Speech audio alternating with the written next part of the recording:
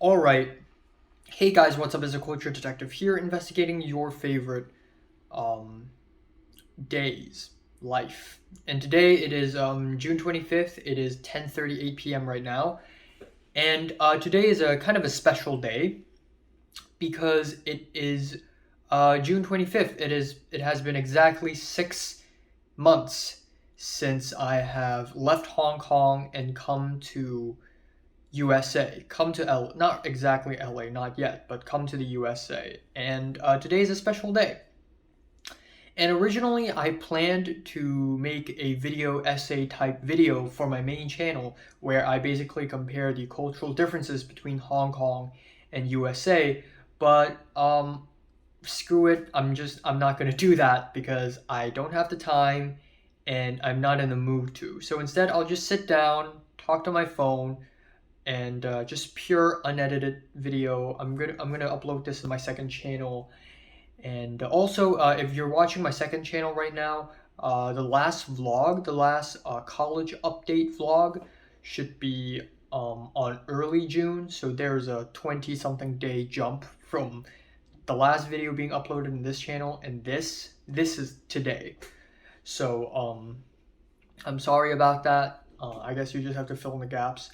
But yeah, essentially the purpose of this video, I feel better if I'm holding the phone and just walking around. I feel better talking like this. It just feels more personal. I feel like I'm holding your neck when I'm speaking to you. No, but I'm not gonna do too much. I'm not gonna talk too much. I'm just gonna basically do a bit of a recap, talk about my thoughts, and maybe rant, ramble, vent a little bit. But I'm not really in the mood for ranting, but you know. So, first of all, I'd like to say that it's been 6 months, but it feels like 2 years because so much has happened. And that is actually a great thing because when I came to LA, no, before I came to LA, when I was still in Hong Kong, I have two reasons. There are two reasons why I want to come to LA. One is to make movies for the betterment of Hong Kong. Two is to live because my life has gotten so boring to the point where I feel like I've lost objective in life. In 2020, after May 11th, after the DSEs, I have basically not lived. And I mean, sure, I worked for my mom's company as an intern for a little while. I you know, I notifications. I hung out with a few people from time to time. I also went to college, but online. I didn't have a life at all. I just didn't do much. I stayed in my bedroom a lot. There was COVID, quarantine. Life is boring and bland. And I thought life would be not as boring. I know it would be boring, but I didn't know it would be this boring. But yeah, that's why 2020 is the year of the void for me because it truly did feel like the void, especially after the DSEs. Nothing had happened since. And then we have 2021, which is year of the transition, which is still very much a void. The first half of 2021 is very boring. Nothing happened. And then in the second half, I started to be like, okay, you know what? Screw it. If nothing happened, I'm going to make something happen. So I started going all these solo adventures. I started to socialize even more. And by socializing even more, I mean like inviting people out to do things, asking people to go out and stuff. So there is that. But this is more of a transition for me because me going to USA, the act of me going to USA, renewing my passport, getting the student visa, right? Interviewing at the US embassy, and me learning what to do and planning what to do when I pack and when I go to USA. And while doing it, me preparing for what I have to face. And that's me doing all these solo adventures and trying to hang out with people like Natalie and Leo, or now Leah, Pink. Um, um, it's transitional. So now I've arrived on December 25th, to December 31st is sort of a prologue, arc 0, because this is basically um, when you enter a video game, when you enter a world, there's sort of a waiting room. And I feel like this is the waiting room. And that waiting room is Washington State, near Seattle. I will not tell you exactly where. But I go there to visit my grandma and my aunt. And that's that. Sort of acclimate to USA. And then from July 1st to 6th, it is a bit of a warm-up period where my mom and my aunt sort of accompany me in LA, bring me around, do some essential things like opening a bank account and getting a SIM card for my phone, and just show me around, bring me to a church. And then from January 6th onward, I am, for the first time in my life, truly alone. The entire city is full of strangers. I don't know a single person here. Now, a man's got to start somewhere. So the first person I know is JT, who is the half Thai, half Hong Konger, a girl who likes to dance. But you and I both knew when she entered my story very early on that she wouldn't consistently show up, because people, they come and go, they disappear, and that's life. And so from JT onwards, I kept learning more and more and more about different people, and I kept experiencing things. That goes to the first arc from January 1st, or technically 6th, but 1st to January 22nd, and that is Happy House. And I call this arc the Happy House because I lived in a house and I was completely unhappy. And this is the worst times I've had in LA. It's such a terrible start to my journey here, and that's mainly because I was living in host family. That's absolutely awful. Just watch my vlogs, watch the ones on the second channel, watch the ones on the main channel, but you'll essentially find out that I had a very rough time in my first host family. I've never lived with white people before, first of all. I've never lived with non-Hong Kongers before, in fact. This is my first, and they're incredibly harsh, they're closeted, they don't allow me to cook, and I'm starving there, the conditions were bad there, everything's bad there. But on top of that, there were also many other issues. Because they didn't allow me to cook, I had severe food issues, meaning that I didn't eat much every single day. For breakfast, the best food I can get is microwaved toasted Eggos with syrup on top. And the best lunch I could get is a cup noodle. And the best dinner I could get is probably, a pork chop with a potato. That's it. So I wasn't eating well, I wasn't sleeping well, I wasn't doing very well at all. I was stressed out. And there's the COVID scare because someone in my psychology class got COVID and I was exposed to it. So there's that. And it was a horrible experience, and it's just terrible, terrible, terrible. So it really reached a peak when I lost the keys to the house and they charged me over $100 just to change all the locks in the house, all the keyholes. And then not too long later, they kicked me out. She kicked me out. The host kicked me out. And even if she doesn't kick me out, even if she didn't kick me out of the house, I would probably email the homestay agency and tell them that I want out because it was just too much for me. Now, entering Arc 2, I have met more people. So aside from JT, I have now met Diana and Potter. Now, Diana only showed up once in my life, but Potter will consistently show up as a character in my life from here on out. And even today, earlier today, I hung out with Potter. Yes. And a little bit onwards, so in the second arc is, it went from January 22nd to March 6th.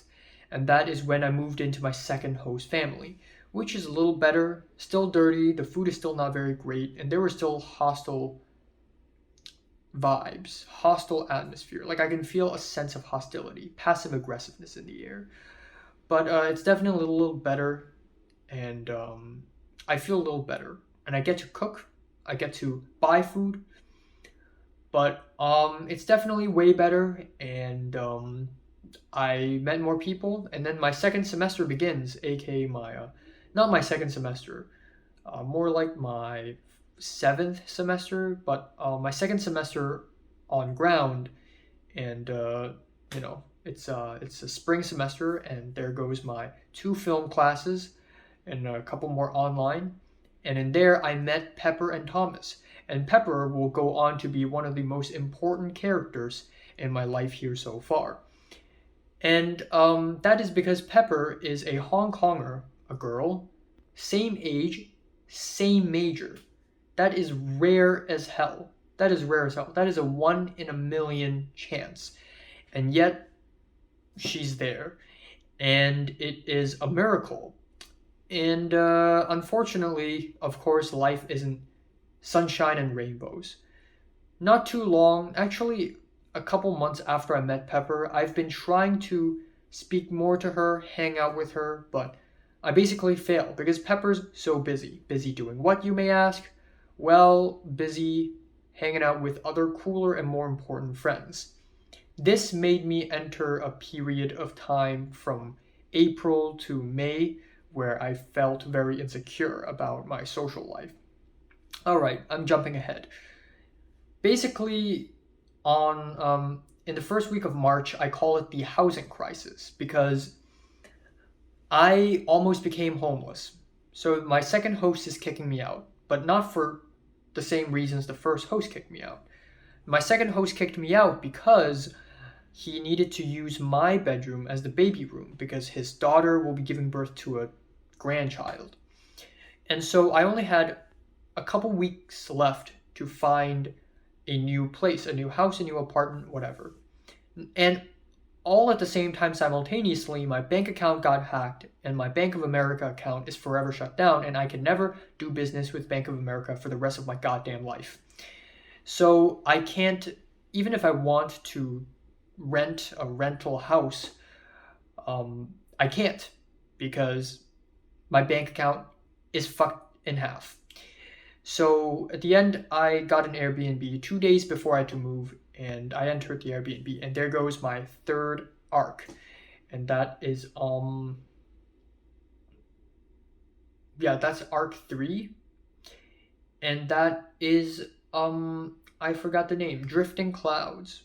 Arc 2 is the Cobweb Strategy. Arc 3 is Drifting Clouds. At that point, I moved to an Airbnb with the help of Jonah, who is someone I met from church, from Chinatown. So if you want to understand the characters I've met here in LA, you can basically separate them into 2 main camps. One camp is my college, the college camp, and the other is the church camp. And obviously the church camp is much smaller because I'm more affiliated with my college than it is to the church that I'm going.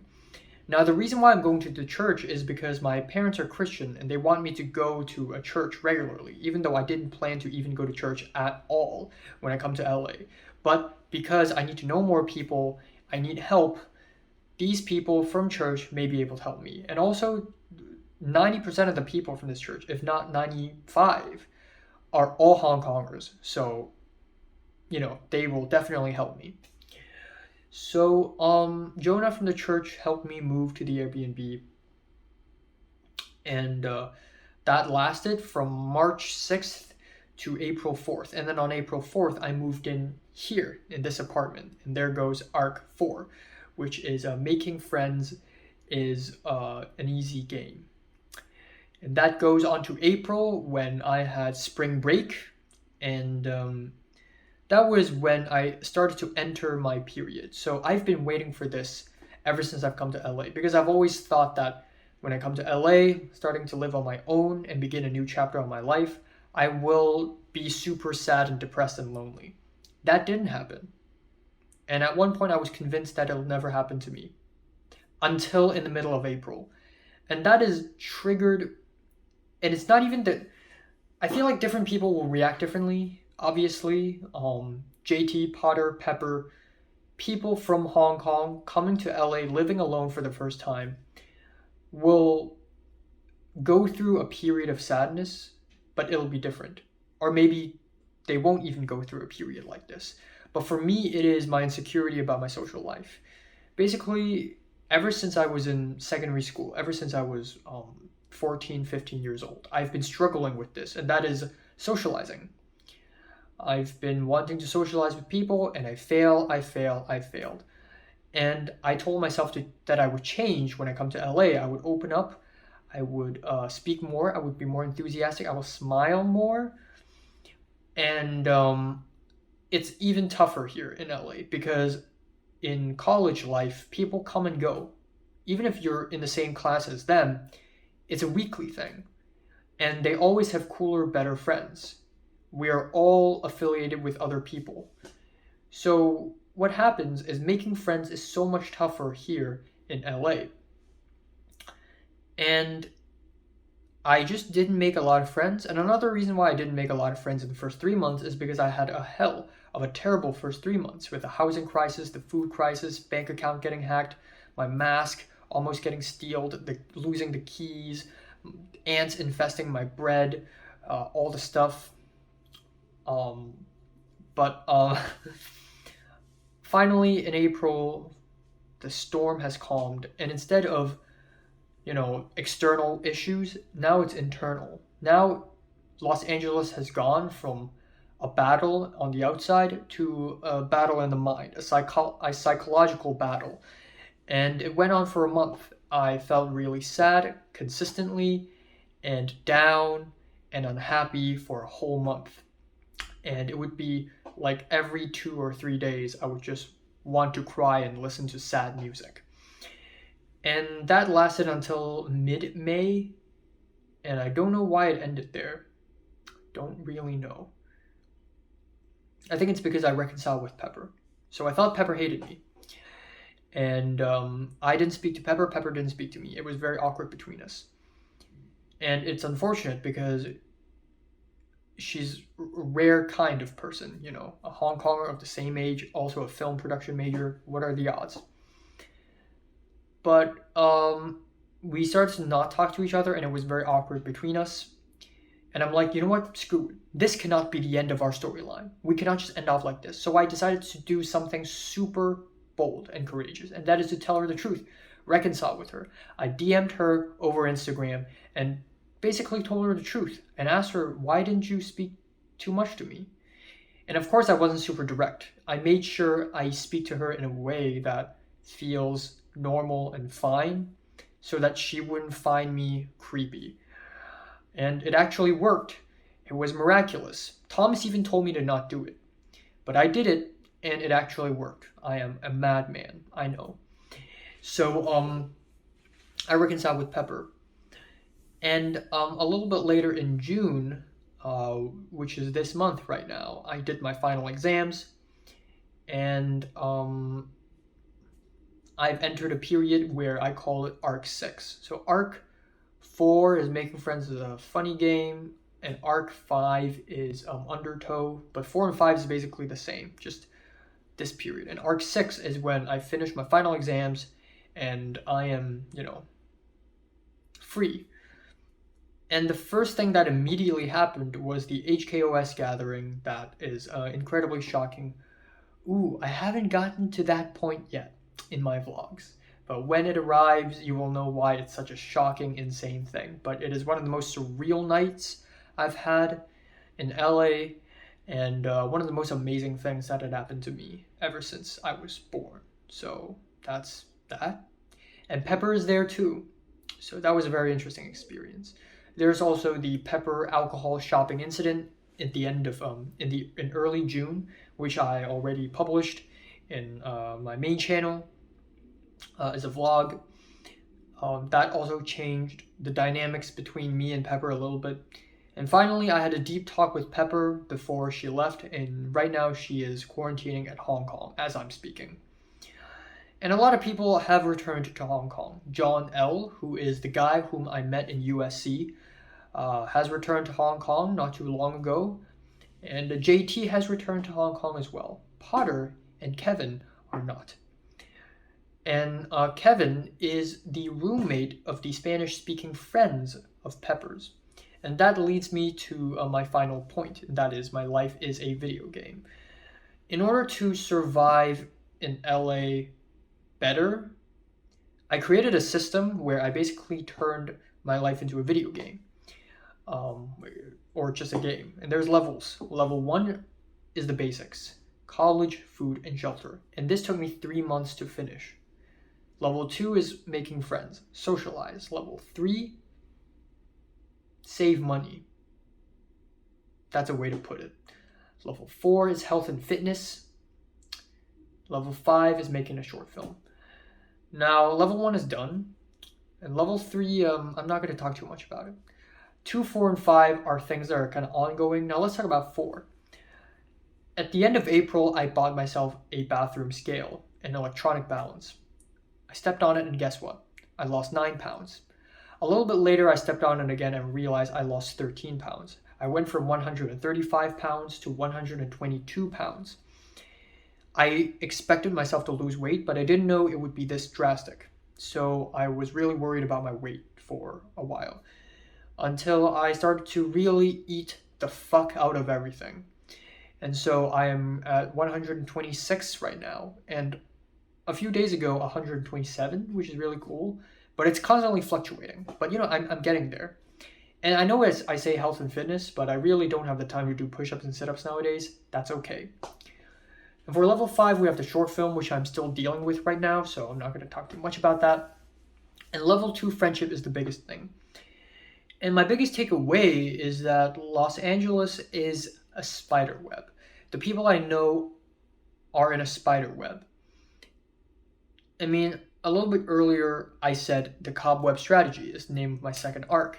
And that is because people, it's like a cobweb. Everybody's connected. I know Potter. Potter knows a Japanese guy. The Japanese guy knows a Taiwanese girl. That Taiwanese girl is Pepper's friend. Pepper knows a Japanese girl. I and Thomas entered the script writing club of our college. Turns out the Japanese girl is in that script writing club as well. Okay, that's in our college. Okay. I know Jonah from the church. And we also know a girl who studies in UCLA who just graduated. We went to a UCLA, USC, UCSB, UCSD joint Hong Kong Student Association talent show and met another guy who probably knows the Hong Kong Student Association president of UCLA, who knows the co-founder of HKOS, who invited me and John L. and Pepper there. In that gathering, we met a couple of Macanese people from Macau. One of them know the Japanese girl that I just mentioned earlier. On top of that, one of the people who also showed up at that gathering is a woman that I met at first at the first church that I went to, that I stopped going to. She showed up somehow, all across the entire city. This just goes to show that we are all secretly connected. Everything's secretly connected. There's a whole network of people somehow disconnected to this, disconnected to this, disconnected to this. And there are no gangs anymore. There are no groups and cliques and gangs. People don't just form a group as a set number of people. We are living in a spider web. And there's only closer to the spider web, closer to the center, or farther from the center. Now, I noticed that there's a certain thing that I like to call the EAS in my college, the East Asian Society. It does not exist. I made it up. But it is very much real, because it is a coalition of East Asian friends who are friends with each other, somehow connected. And for a long time, I've been trying to break into this network, sort of get closer to the center. And one key character is Pepper, because Pepper knows a bunch of people. Pepper lived in an Airbnb with, I think, 4 or 5 other girls of East Asian, either heritage or straight up East Asian. Vietnamese, Taiwanese, Japanese, you name it. And I thought she would bring me somewhere, but it didn't. And that was very frustrating for me. But I feel like I've gotten closer somehow anyways. So, I don't know. But that's what I'm going to say for now. It's been 6 months. I feel like I've grown as a person a lot more. I am more courageous now. I don't feel embarrassed eating alone in a restaurant. I don't feel embarrassed watching a movie by myself. I don't feel embarrassed going to a supermarket by myself and buying food every single week. In fact, I'm doing that every single week right now.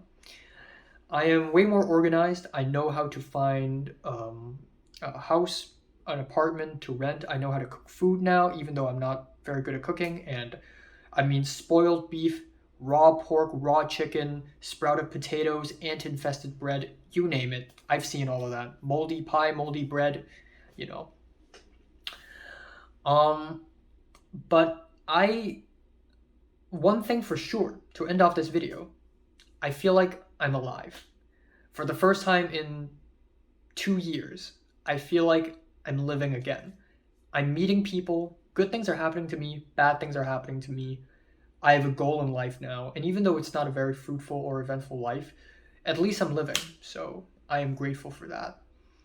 And I can't wait to go back to Hong Kong on July 15th and tell all my friends and family what happened to me. And and yeah, I mean, it's just the beauty of life, the beauty of the world, and the beauty of people, and the unknown, the future. It's both exciting and dreadful at the same time. Welcome to Los Angeles.